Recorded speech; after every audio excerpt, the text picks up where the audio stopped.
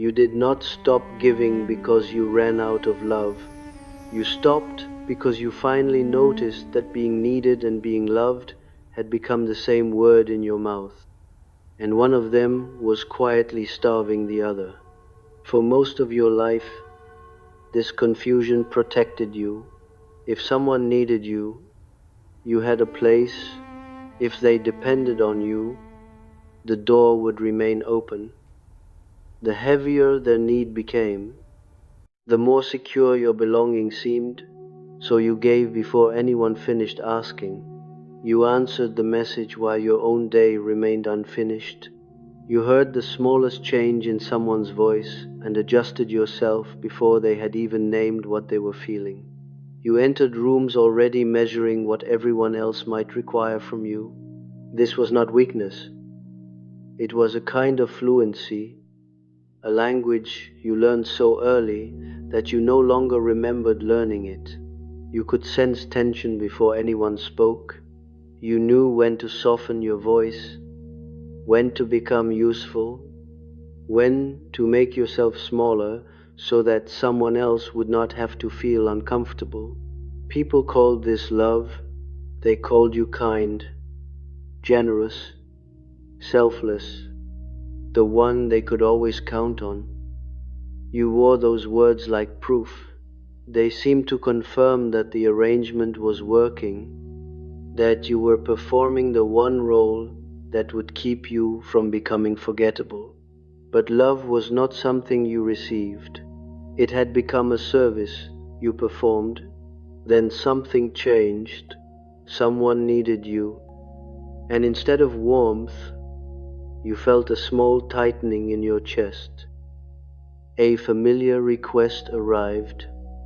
But for the first time, your answer was not yes before thought. Part of you leaned back. You told yourself you were tired. You told yourself it was temporary. Perhaps you only needed sleep, space, or a few days without anyone asking anything from you. But the tiredness did not disappear after rest. That was the first sign that this was not exhaustion in the ordinary sense. Something older in you had begun to refuse. Something that had remained quiet beneath years of availability was no longer willing to disappear simply because another person had a need. And the moment you stop proving your love through sacrifice, some people will say that you have changed, not because your love has disappeared, but because their access to it has. This is what you are beginning to see. When being needed stops feeling like love, it does not mean your capacity to love has died. It means you can finally feel the difference between the two. And once that difference becomes conscious, you cannot return to the old innocence. For years, being needed and being loved were braided together so tightly that you could not separate them. To be needed was to matter. To be useful was to be allowed to stay. To anticipate another person's pain was to protect yourself from the possibility that they might withdraw. The arrangement was rarely spoken aloud. No one had to say, "You may belong here only if you remain useful." The message was taught through smaller moments. Warmth arrived when you helped. Approval appeared when you required nothing.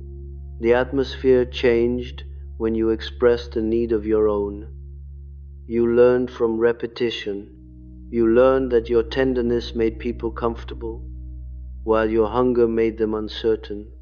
You learned that your competence was welcomed, while your vulnerability created inconvenience. So you kept offering what was rewarded and quietly buried what was not, through a Jungian lens. This is one of the quieter ways a persona forms. Not through a mask you consciously decide to wear, but through a role rewarded so early and so consistently that it grows over the self like bark over a wound. Eventually, you can no longer tell where the protection ends and you begin. The giver was not a false costume. It was a real capacity that became a requirement. Your tenderness was real. Your ability to notice other people was real. The care you offered was not an illusion. But somewhere along the way, noticing stopped being a choice and became the price of admission. A gift that must continually be given to preserve your place is no longer entirely a gift. It becomes a form of psychological labor. You notice who is upset before they tell you. You prepare yourself for the conversation before it begins. You arrange your words so carefully that the other person never has to encounter the full weight of your truth. You carry the emotional consequences they are unwilling to carry themselves. After enough repetition, this begins to feel natural. You stop seeing how much energy it requires because the labor has been folded into your identity. You do not say, "I am working to keep everyone emotionally stable." You say, "This is simply who I am," but the body remembers what the persona makes invisible. Someone says they need to talk, and your shoulders rise toward your ears. Your stomach drops slightly. A heaviness enters your chest before you even know what they are about to say. The reaction arrives before the explanation, before you have consciously decided anything at all. For years, you would have overridden this reaction immediately. The dread felt like selfishness, and selfishness felt like danger. You would have forced warmth into your voice, ignored the contraction in your body, and become available once again. Now the contraction remains. It refuses to be explained away. It does not disappear when you remind yourself that the other person is struggling. It does not soften when you repeat that you should be more compassionate. That small dread is information. It is the body recognizing a familiar arrangement before the conscious mind is ready to name it. It remembers how these conversations end. It knows how quickly listening becomes carrying, how easily sympathy becomes responsibility, and how often another person's crisis requires you to abandon your own life. Notice who knows how to find you when something has gone wrong. Notice who reaches for you in a crisis but rarely asks what your life feels like when no one needs saving. Notice who knows every entrance into your compassion but almost none of the rooms inside you. This does not necessarily mean they are cruel. Some of them may genuinely care for you, but they learn to relate to the version of you that was always available, and you help teach them that this version had no cost. You concealed the cost so well that even you stopped seeing it. Consider what happens when you imagine saying no, not a cruel no, not abandonment or punishment, just a simple, ordinary boundary. Notice how quickly guilt arrives to fill the space. It does not wait for the other person to become disappointed.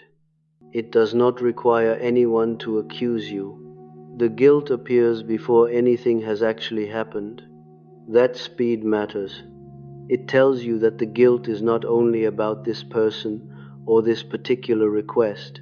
It belongs to an older arrangement in which your needs were the thing that made rooms unsafe.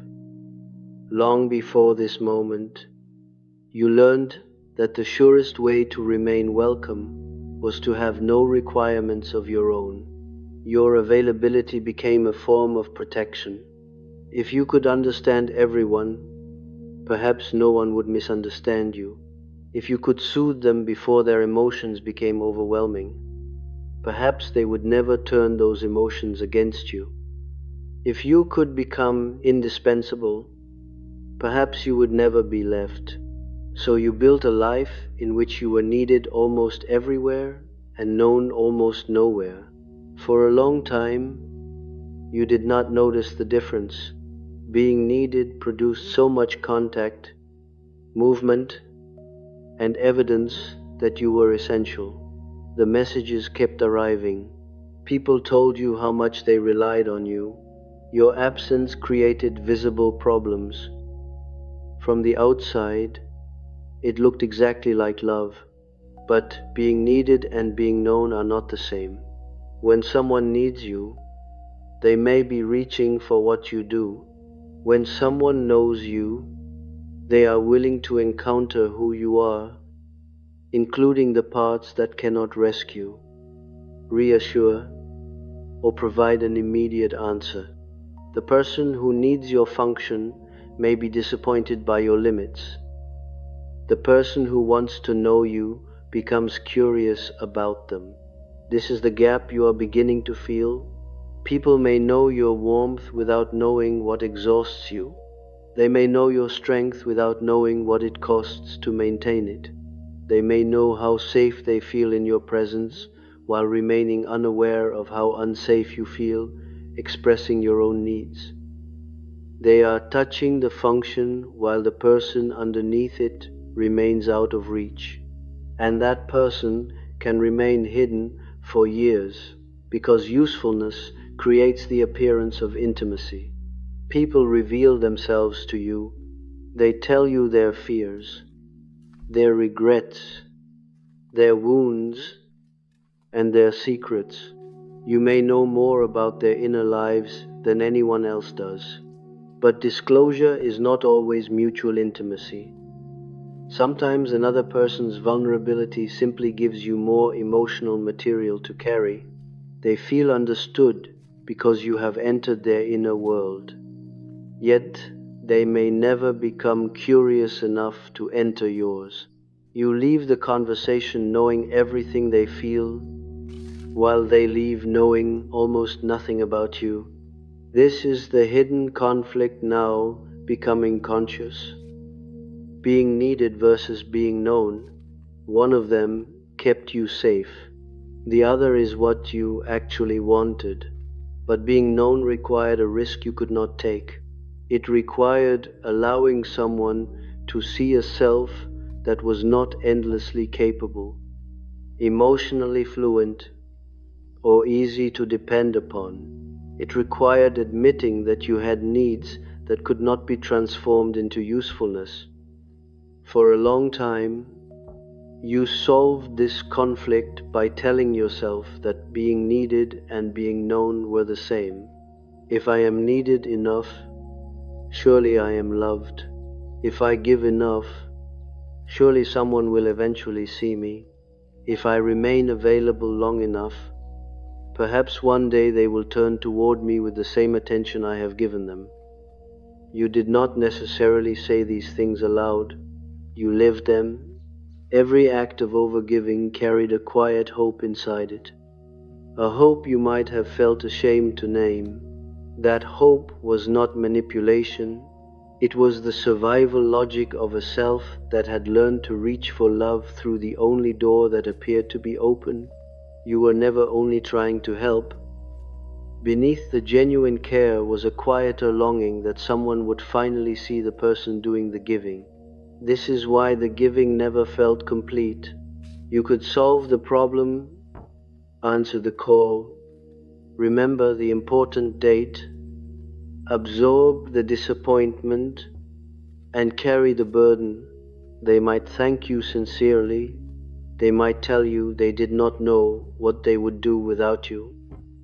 For a moment, you felt essential, but essential is not the same as cherished. The gratitude faded. Another need appeared. The relationship returned to its familiar shape, and the person underneath your usefulness remained waiting. You were knocking on the wall of usefulness, hoping someone would eventually walk around it and find you. When being needed stops feeling like love, that old hope has begun to collapse. Some part of you no longer believes that giving more will finally make you visible. The secret promise beneath the sacrifice has stopped feeling believable, and when that promise disappears, the giving loses its hidden engine. What remains is the labor without the hope that once made the labor feel meaningful. You begin to notice the emotional cost of conversations you once entered automatically. You feel the resentment you previously translated into compassion. You recognize how often your generosity required you to abandon something unfinished inside yourself. That is why a request that once produced warmth may now create contraction. The warmth was never only kindness, it was also expectation, faith, and a silent bargain beneath the surface. If I keep showing up for you, perhaps one day you will show up for me. If I become necessary enough, perhaps I will become impossible to abandon. The bargain was rarely conscious, but the disappointment was real. Now that the bargain has stopped paying, the body can feel the transaction more clearly. It knows when care is moving freely and when care is being used to purchase security. It knows when you are giving from genuine desire and when you are giving because the imagined consequences of refusing feel unbearable. This recognition does not make you cold. It does not mean your compassion was false. Your tenderness was real, but your tenderness was carrying something it was never meant to carry. It was being asked to secure your belonging, prevent rejection, manage other people's reactions, and silence your own hunger. No amount of compassion can survive forever under that weight. Through depth psychology, what is returning here is not cruelty. It is a buried preference. Somewhere beneath all that availability was a self with desires, limits, rhythms, and refusals of its own. That self did not disappear. It entered the unconscious because there was no safe place for it in the life you had built. Now it is returning in forms you may not immediately recognize. It returns as relief when plans are cancelled. It returns as quiet resentment when someone assumes you will handle everything as you always have. It returns as fatigue before a familiar conversation has even begun.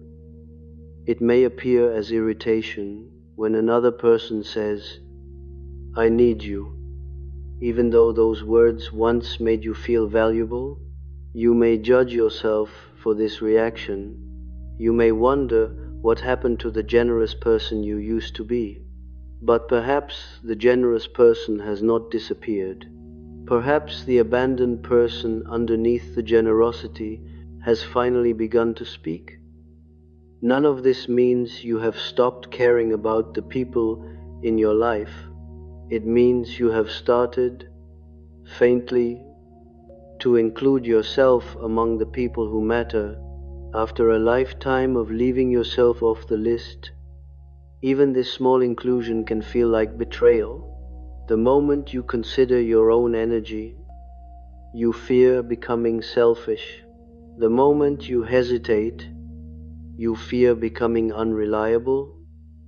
The moment you set a boundary, you fear becoming the kind of person you were taught never to be, because you were supposed to be the one who did not need.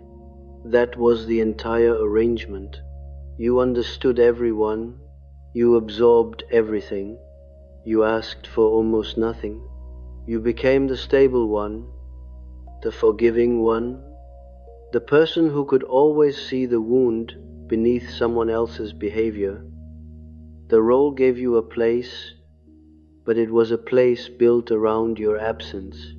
There was room for your usefulness, but no room for your hunger. There was room for your strength, but no permission for your limit. There was room for the comfort you provided, but very little curiosity about the person providing it. Now the hunger is here, and it will not leave. It does not yet announce itself clearly because you were never taught the language of your own need. It arrives instead as reluctance, fatigue, and the unfamiliar relief of not immediately saying yes. Being needed used to sound like love.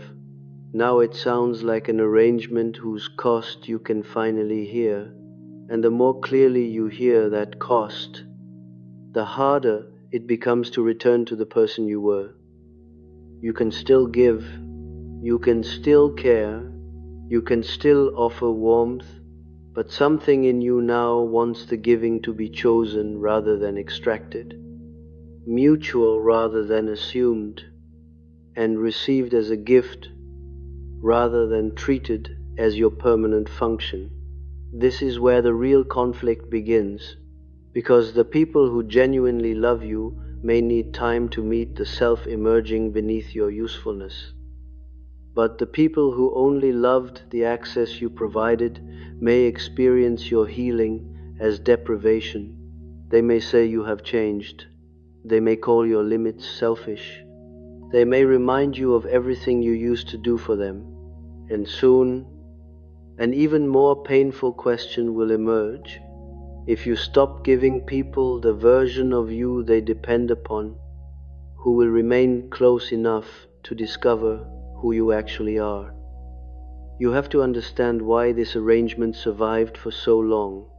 It did not survive because you were weak, foolish, or unaware. It survived because it worked. Their need gave you certainty, and your giving protected you from a question you were not yet ready to ask. It was not only that they needed you, their need protected you. As long as someone depended upon what you provided, you never had to discover whether they would choose you when you had nothing to offer. Their dependence gave you a position that ordinary affection never seemed able to guarantee. It gave you something you had learned to believe you could not receive in any other way. What it gave you first was certainty. Love had always felt unpredictable. It could change without warning. It could become distant, distracted, or conditional. It could look away at the exact moment you needed it to remain present. But being needed felt steady. If you made yourself indispensable, people could not easily leave without losing something important. Your usefulness turned your presence into infrastructure, and people do not casually abandon the infrastructure upon which their lives depend. That was the unconscious logic of the arrangement. If someone simply cared for you, their feelings might change, but if they relied upon you, their staying seemed connected to something more dependable than feeling. You had made yourself difficult to lose. You did not think of this as a strategy. There was no deliberate plan. You were not calculating how to make people dependent upon you. The process happened beneath conscious awareness. You noticed what made people move toward you. You noticed what made their faces soften, what brought praise, and what created distance. Your psyche learned the pattern long before you had words for it. When you helped, you were welcomed. When you required nothing, the atmosphere remained calm. When you solved a problem, restored peace, or carried what someone else could not carry, your place felt secure. So usefulness became the language through which you asked not to be abandoned. Through a Jungian lens, this is where the persona becomes more than a social face. It becomes an entire method of psychological survival. The giver was not merely how you appeared to others. It became the identity through which you secured nearly every bond you had. A persona that has taken responsibility for securing love does not surrender easily. To loosen, it does not feel like changing a habit. It feels like releasing the only rope holding your relationships together. Even when the role exhausts you, part of your psyche remains convinced that without it, everything will fall. That is why simple advice about setting boundaries often fails to reach the deepest part of the problem. A boundary may look like one sentence from the outside, but inside you it can feel like a threat to your entire structure of belonging. Saying no is never only saying no. It can feel like asking, will you still want me if I do not give you what you expected? Will you remain warm when I become inconvenient? Is there anything connecting us beneath the function I perform? Those are not small questions. They touch the oldest uncertainty inside the arrangement. Watch how the patterns spread. It may have begun in one relationship, perhaps with a parent whose approval felt like weather you had to monitor. You learned to read the atmosphere before entering the room. You sensed tension, fatigue, disappointment, and anger before anyone explained what was happening. You adjusted yourself accordingly. You became easier when someone else was overwhelmed. You became quiet when your feelings might create more tension. You became helpful when usefulness brought the room back into balance. Eventually, this adaptation became portable. Once usefulness had proven that it could secure connection, you carried it everywhere. It followed you into friendships, romantic relationships, workplaces, and families of your own. It installed itself in every room before your conscious mind even understood that a choice was being made. At work, you became the person who stayed late, covered the absence, remembered what everyone else forgot, and quietly repaired what others left unfinished. People admired your reliability. Your competence became one of the safest identities available to you. But you did not do this only for recognition or advancement. A role with no needs of its own felt safer than a person who might want too much. Competence allowed you to remain visible without becoming vulnerable. You could be praised for showing up while keeping the deeper self hidden. In friendship, you became the listener. You were the steady person others called when their lives cracked open. You remembered every detail of their struggles, relationships, disappointments, and fears. Almost no one knew the same things about you. You may have told yourself that you were simply private. Perhaps you believed you did not enjoy discussing your problems. But beneath that preference was often an older conclusion you had reached without words. Your inner life was not for offering, it was for managing. You would process your fear alone so no one had to carry it. You would contain your sadness until it became quiet enough not to disturb anyone. You would solve your own problems before revealing that a problem had ever existed. You would be the one who carried. That arrangement followed you everywhere because it protected something real. It protected you from the terror of becoming too much. Somewhere along the way, you learned that expressing a need plainly could make people withdraw. Your sadness could exhaust them. Your anger could make a room cold. Your disappointment could be interpreted as accusation. So you tried to remove the danger at its source. You became someone with very little for others to push against. You shaped yourself around what they required and learned to present your own needs only after they had been softened, justified, reduced, or nearly solved. In return, you received a version of belonging. It was not the belonging you truly wanted, but it was a form you could predict. People kept you close because you were steady, attentive, and useful. Useful resembled loved closely enough that you could live inside the resemblance for years without examining the difference. The resemblance was especially convincing because the gratitude was often genuine. People did appreciate you. They may have admired your generosity and trusted your presence. They may have sincerely believed that they loved the person you were, but the person they knew was the person you consistently showed them, without meaning to. You taught those around you to experience your giving as something permanent.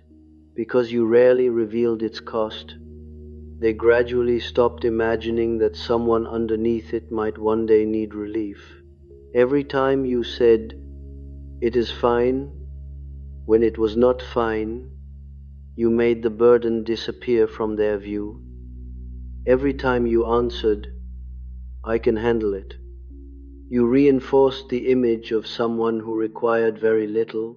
Every time you concealed exhaustion behind warmth, you protected them from having to become curious about your limits. This was not deception in the ordinary sense. You were protecting the relationship in the only way you knew. But the protection came at a cost. The arrangement did not only hide your deeper self from other people, over time, it convinced them that there might be nothing more to find.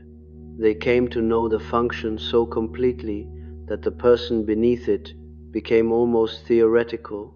This is the quiet tragedy of a role performed too well.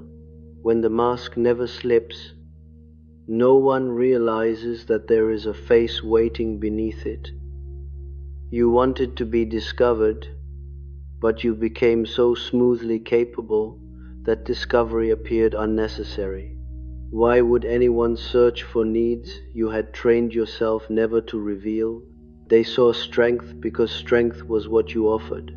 They saw calm because you waited until you were alone to fall apart. They saw endless compassion because you hid every moment in which compassion had begun to cost you too much. You wanted someone to look more deeply, yet you feared what would happen if they did. This contradiction kept the persona intact. You longed to be seen, but being seen required exposing the needs you believed could make you unwanted. So you continued presenting the part of yourself most likely to be welcomed, while privately grieving that no one seemed to know the rest. Through unconscious repetition, the pattern began arranging your relationships to confirm itself. Again and again, you found yourself close to people who needed a great deal. This was not necessarily a conscious preference, and it did not mean you wanted to be mistreated. Their need was familiar, and familiarity can feel like recognition even when it is painful. Their need gave you a role. The role gave you certainty, and certainty spared you from the dangerous business of discovering whether you could be wanted simply as a person. You may have called this compassion. You may have believed you were simply someone who naturally found struggling people. Your compassion was real. But look again gently. The struggling person also offered you something. They offered you a function that could not easily be questioned. They gave you a place at the table that did not require you to reveal your own hunger. Their crisis organized the relationship around something you already knew how to do. As long as they were collapsing, you could remain strong. As long as they required understanding, you did not have to ask whether they were capable of understanding you. As long as they were leaning on you, you could avoid discovering whether they would choose to stand beside you. This is the reversal hidden beneath the entire pattern.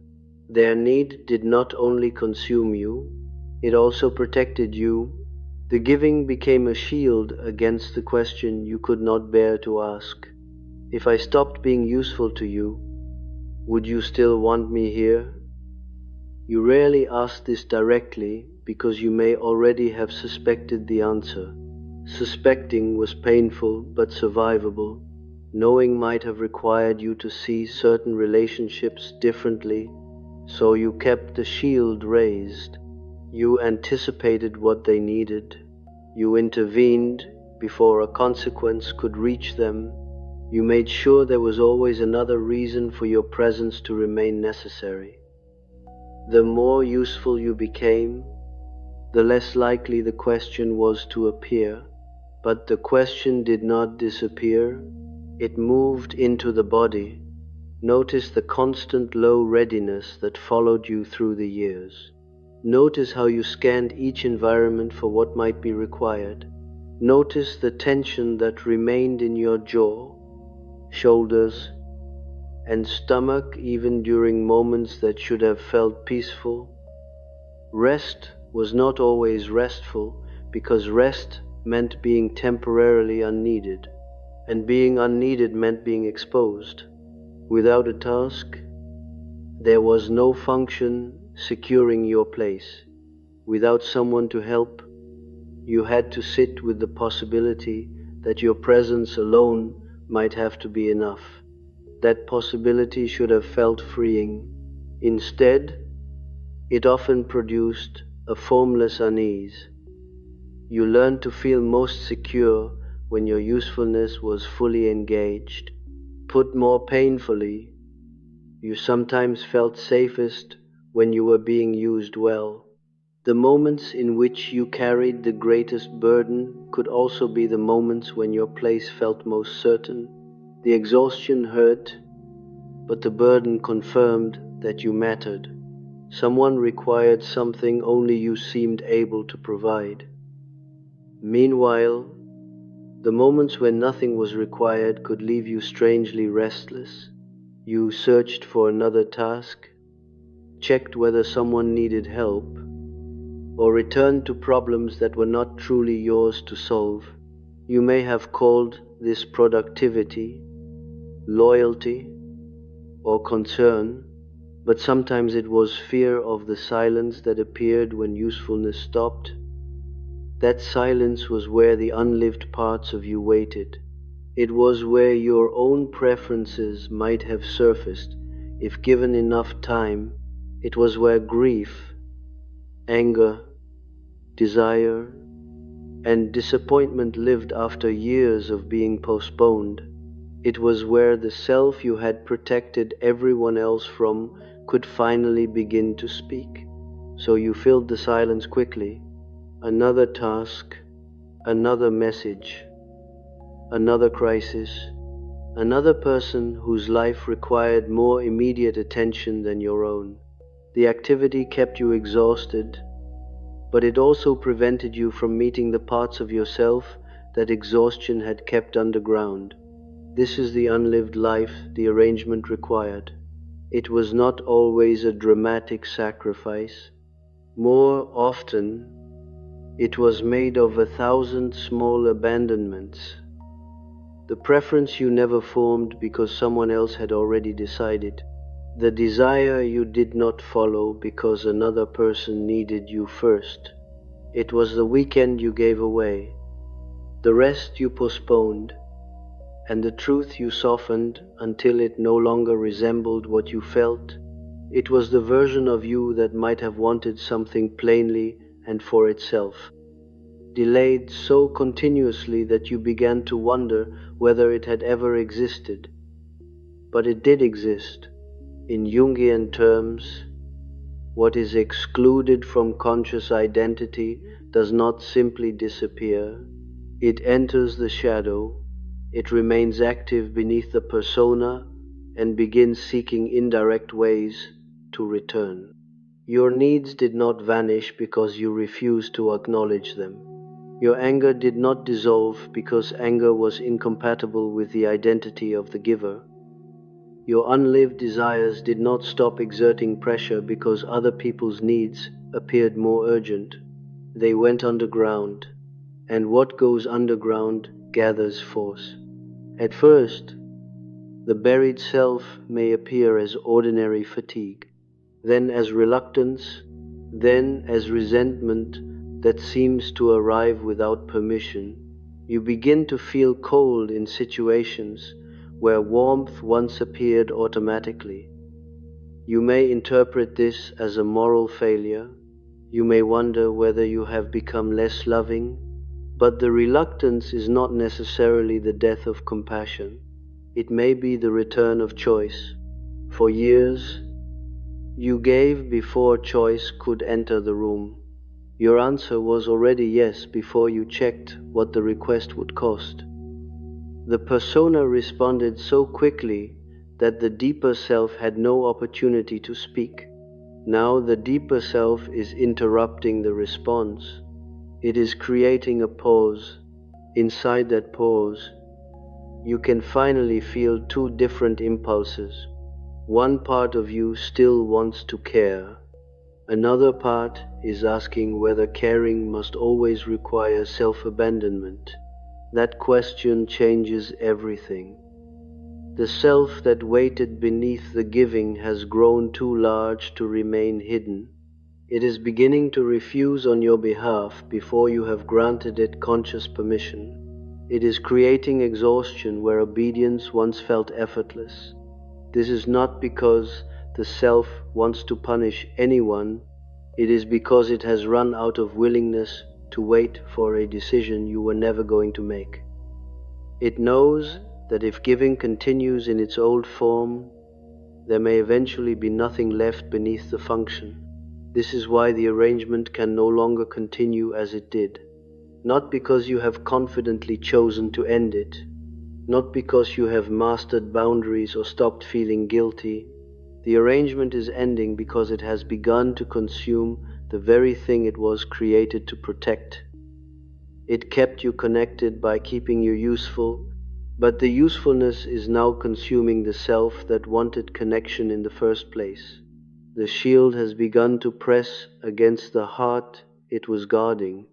Soon, you will have to lower it, even if only slightly, and when you do, you will discover which relationships were connected to your heart and which were connected only to what your heart kept providing.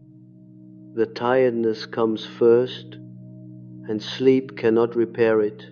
Rest can restore a tired body, but it cannot restore a self you keep abandoning. You wake already spent because the exhaustion does not belong to any single task. It is the accumulated weight of every moment in which you disappeared inside what you did for someone else. You have tried resting. You have taken the quiet weekend, the empty evening, and the cancelled plan you told yourself you needed. But when the next request arrived, the depletion returned immediately, almost as if the rest had never happened. That is because the exhaustion was never only about doing too much. It came from repeatedly disappearing inside what you did for other people. The body rested, but the arrangement remained untouched. And beneath the tiredness, if you allow yourself to feel deeply enough, there is something you were taught never to name. Resentment, not loud resentment, not dramatic rage, something quieter and more unsettling. A low, steady current directed toward the very people you have spent your life helping, and toward the arrangement that made helping the only reliable way you knew to belong. You feel it when someone assumes you will handle everything without asking. You hear it in the certainty of their voice, in the way a request is no longer phrased as a request because years of experience have taught them that your answer is already yes. Something in you has begun to resist that certainty. The resentment may appear in ordinary moments. A message arrives, and you wait before opening it because you already know what will be asked. Someone begins telling you about another crisis, and instead of compassion, you feel your body becoming heavy. They may not have done anything different. The arrangement may be exactly as it has always